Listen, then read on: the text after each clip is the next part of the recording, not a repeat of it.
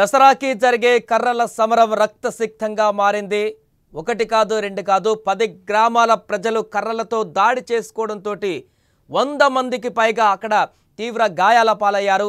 అంతేకాకుండా 2 మృతి చెందారు. చాలా మంది పరిస్థితి విషమంగా ఉంది. తెలుగు రాష్ట్రాలలో అత్యంత అట్టహాసంగా అత్యంత హింసాత్మకరంగా జరిగే పండుగలో కర్నూలు జిల్లా దేవరగట్టు బన్నీ ఉత్సవం ఒకటి. ప్రతి సంవత్సరం దసరా రోజున ఈ యొక్క పండుగ గురించి మనం వార్తలు చూస్తూనే ఉంటాం, వింటూనే ఉంటాం. చాలా మందికి గాయాలవుతుంటాయి, కొంతమంది మరణిస్తూ ఉంటారు. ఈసారి ఈ యొక్క పండుగలో జరిగినటువంటి కర్రల సమరం మరింత ఉద్రిక్తతలకు దారితీసింది. 10 గ్రామాల ప్రజలందరూ కూడా ఈ కర్రల సమరంలో పాల్గొని తీవ్ర గాయాల పాలైనటువంటి దృశ్యాలు అక్కడ వచ్చినటువంటి వారందరిని కూడా భయకంపితులను చేశాయి. పండగ ప్రతి ఏటా దసరా పండుగ సందర్భంగా ఇది జరుగుతుంది. ఇక్కడ ఉత్సవంతో పాటు ఒక భీకర సమరం కొనసాగుతుంటుంది.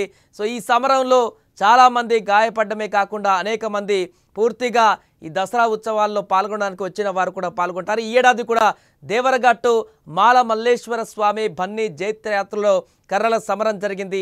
ఈ యొక్క సమరంలో 2 వర్గాలు కర్రలతో తలపడడంతో 2 భక్తులు అక్కడ మృతి చెందారు.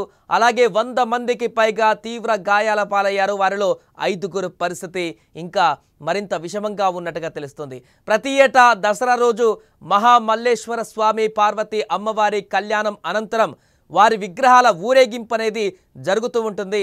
ఉదాహరణకు మనం బంగారం అనేటువంటి సినిమాలో పవన్ కళ్యాణ్ నటించినటువంటి ఆ సినిమాలో కూడా ఈ ఉత్సవానికి సంబంధించినటువంటి సీన్స్ కనిపిస్తుంటాయి. ఎగ్జాక్ట్గా అలానే జరుగుతుంటుంది.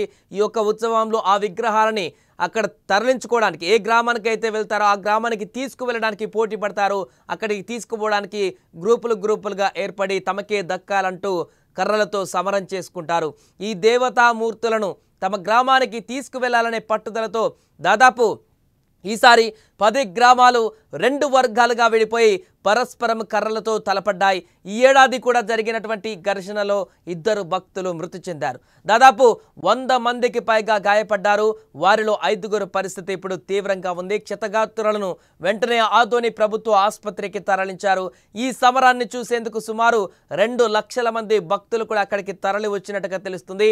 దేవుడి ఊరేగింపు సందర్భంగా జరిగే ఈ కర్రల సమరంపై పోలీసులు ఎన్ని ఆంక్షలు విధించినా ఏటా ఏదో ఒక రూపంలో ఈ యొక్క హింస చోటు చేసుకోవడం జరుగుతూనే ఉంది. ఏదేమైనా కూడా మరొకసారి దసరా కర్రల సమరం అనేది హాట్ టాపిక్గా మారింది. ఈ సంవత్సరం జరిగినటువంటి నిన్న దసరా రోజు జరిగినటువంటి ఈ యొక్క దాడుల సంఘటన ఇప్పుడు మరొకసారి వార్తల్లోకి ఎక్కింది. ఎందుకంటే ఈసారి గత సంవత్సరం కంటే ఎక్కువగా అక్కడ ఉద్రిక్త వాతావరణాన్ని సృష్టించింది.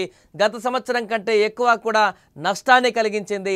2 ప్రాణాలను బలి తీసుకుంది. అలాగే 100 మందికి పైగా తీవ్రంగా గాయపడ్డారు. దాంట్లో 5 పరిస్థితి విషమంగా ఉంది. ఇంకా మృతుల సంఖ్య పెరిగేటువంటి అవకాశం ఉన్నట్టుగా కూడా తెలుస్తుంది. దీంతో ఈ కర్రల సమరానికి సంబంధించినటువంటి చర్చ మరొకసారి మొదలైంది.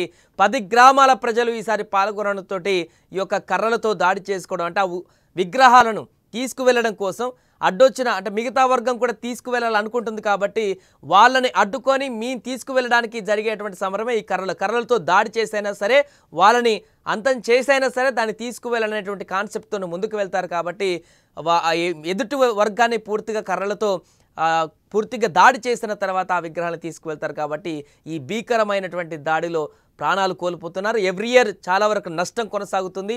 ఈసారి కూడా మరింత ఎక్కువ నష్టం కలిగించింది. దీంతో కర్రల సమరం అనేటువంటి అంశం ఇప్పుడు మరొకసారి వైరల్గా మారింది.